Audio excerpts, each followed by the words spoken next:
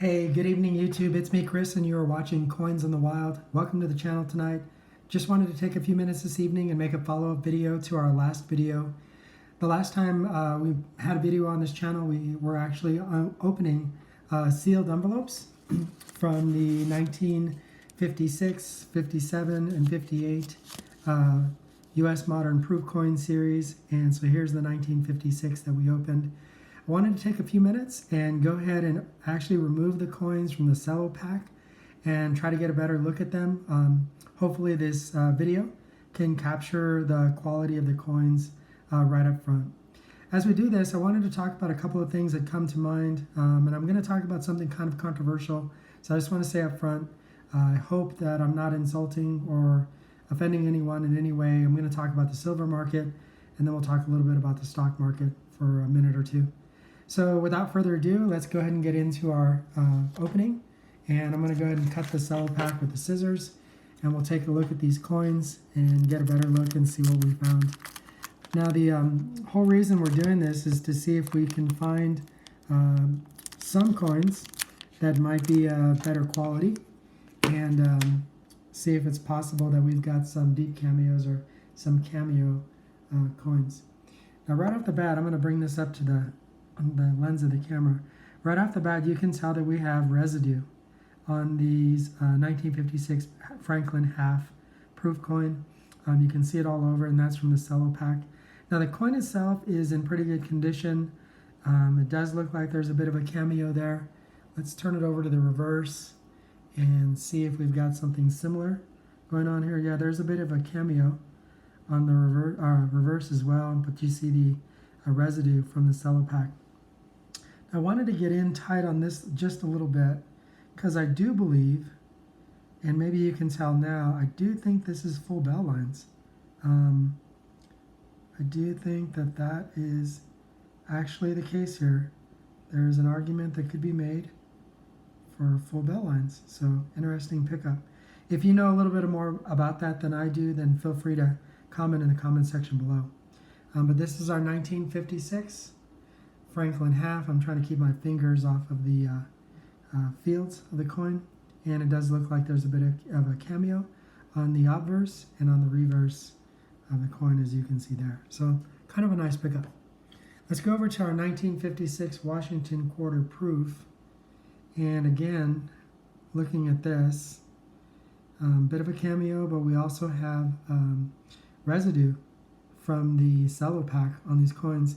These older pre-modern proofs, the cello pack tends to break down after a while, and you'll notice it from anything in the 1950s, 60s, and 70s. And at about the 80s, you don't see it very often anymore, but in the years prior, you do. And so keep that in mind. If you've got these coins, older coins like this stored, you're going to have them conserved in order to remove the plastic residue from the coins, which can ultimately damage the coins in the long run. So hope that doesn't happen to you, but it's a possibility.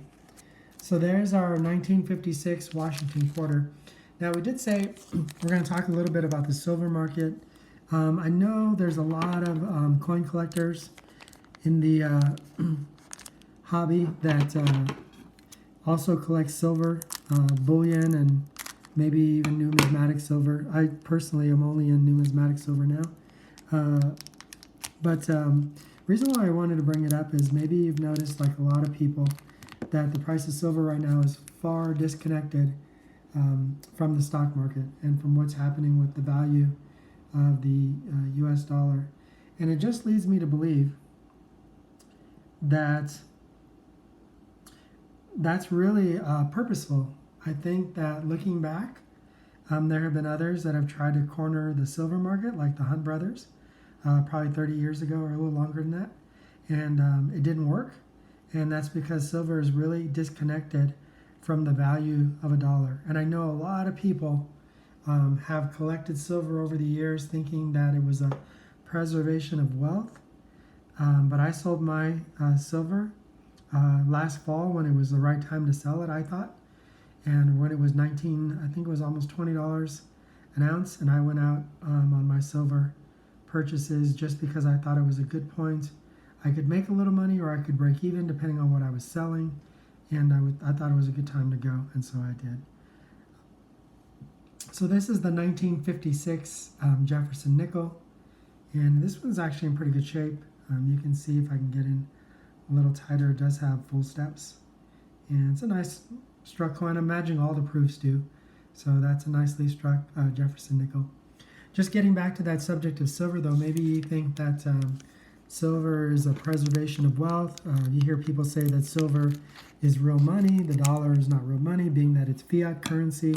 But I think that the dollar and silver parted company long ago, and I don't think that silver represents the value of real money anymore. In fact, unless it has an industrial use, I'm not sure that silver, oops, I don't want to ruin this thing. Silver really at all reflects the value of real money anymore. It's just been too disconnected for too long. I know there's a history to precious metals and semi-precious metals in using it for currency. Keep in mind why that was done.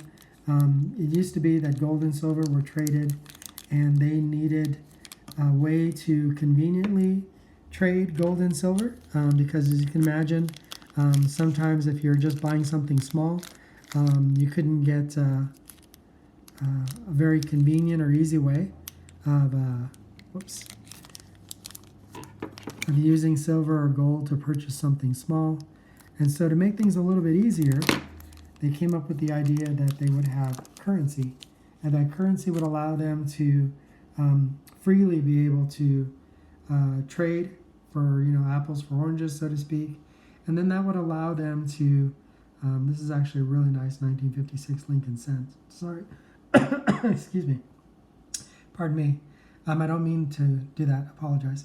It's actually pretty nice condition. It's got a little bit of residue, but really overall, this is a pretty nice Lincoln cent proof, and it's sharp.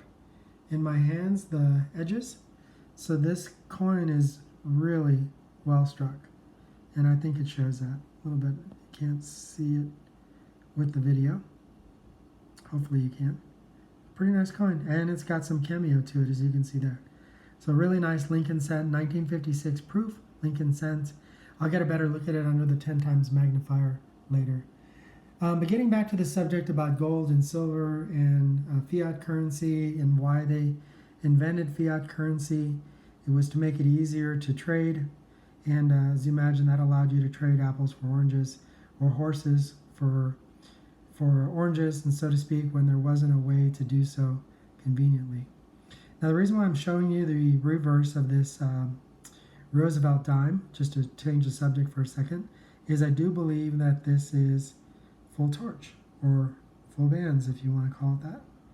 And I think so, because even with this terrible iPad camera, pretty much looks like it all the way around. So cool.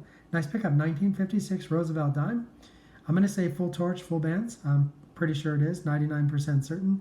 So nice little pickup here, but it does have residue, as you can see in that image, and it needs to be cleaned or conserved.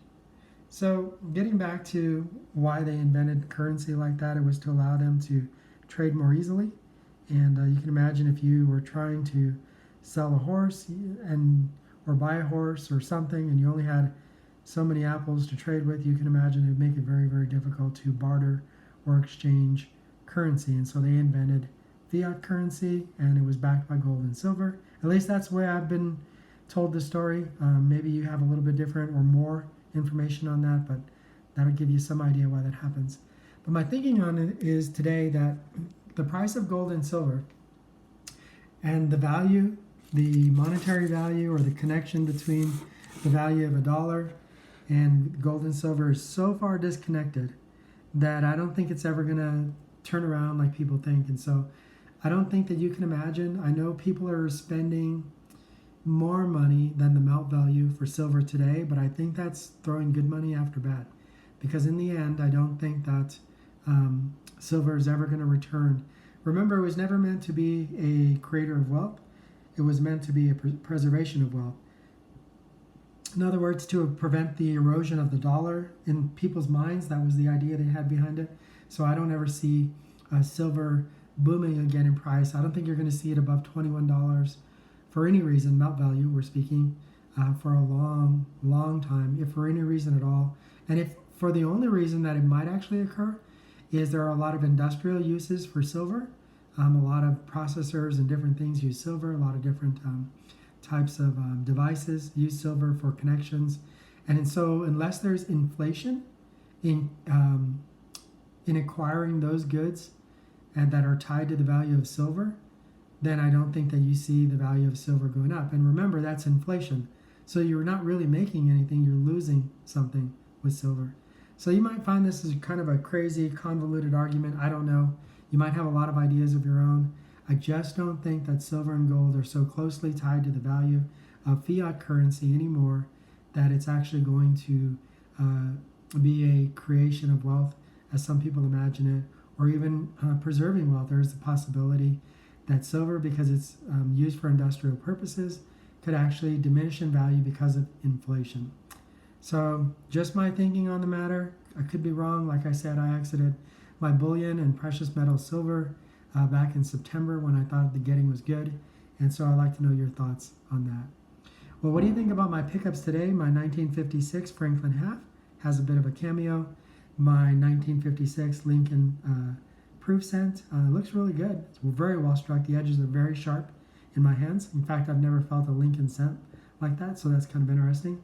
And then my Roosevelt dime, with that I believe is full torch or full bands. You be the judge. We'll get a better look at that maybe on another video, but we'll send it in for grading and see what happens. Now finally, the last thing that I wanted to talk about, and it's worth mentioning today on this video, and I'll give you guys another look at the coins while I do this. The stock market. I was watching a video earlier today and a guy was telling his viewers, and he had quite a few viewers, they needed to get out of the stock market and that this was the time to sell, and he didn't think any wealth was going to be created if they held on to their stocks. And I completely disagreed, and I respectfully commented on his video. And the reason I did is because markets like this are where wealth is actually created. In fact, more fortunes are made in markets like this than in any other time. And the reason is not just because of the irrational exuberance, but because, and that's not a good way to put it, but the market is irrational right now. It's because there's no other opportunity like this where it's a trader's dream. This is not a long-term investor's dream. In the end, long-term investors that hold historically always do well in situations like this rather than long-term investors that sell. But if you're a long-term investor, you're probably very nervous right now. Now, if you're a trader, somebody that swing trades, day trades, market trades, somebody that just is opportunistic, that the opportunity to buy and sell a commodity or an equity on something on a whim or on an educated guess, you're going to do really, really well in a market like this because it's really, really hard to fail. When just about everything is going up, it's really not very difficult to make money. In fact, you have to really pick the wrong stocks in order to lose money in a situation like the one that we're observing today. So if you're hesitant about the stock market, I can understand that. You might remember in my last video I talked about I actually dumped some money in the stock market. I did, and I've been doing pretty successfully with the money that I put in the market. So I'm feeling good about it, but of course things do change, and so you got to be careful. You don't want to be holding on to the bag, so to speak. This is not a hold and hope situation. This is a buy and sell situation. So I didn't agree with that earlier video that I saw. I wonder what your thoughts are. There's a lot of savvy people, I'm sure, on this channel that are not only collectors, but they're also invested in gold, silver, for their own personal feelings, and that's fine. But they're also in equities as well in the stock market. So curious what you think, YouTube. Good time to buy, good time to sell, perfect time to trade. What do you think? Looking forward to hearing your answers in the comments below. Well, YouTube, this is my 1956 Jefferson nickel. This is Coins in the Wild, and it's me, Chris. I want to welcome you to the channel and thank you for tuning in tonight. Thank you for taking a look at my little itty bitty coin collection. I appreciate that very much. Thanks for watching YouTube. I hope you have a great night. Look forward to hearing your comments in the comment section below. Don't forget to subscribe to the channel and please hit that like button. Thanks again, YouTube. Have a great night. Look forward to visiting with you in our next video. Bye now.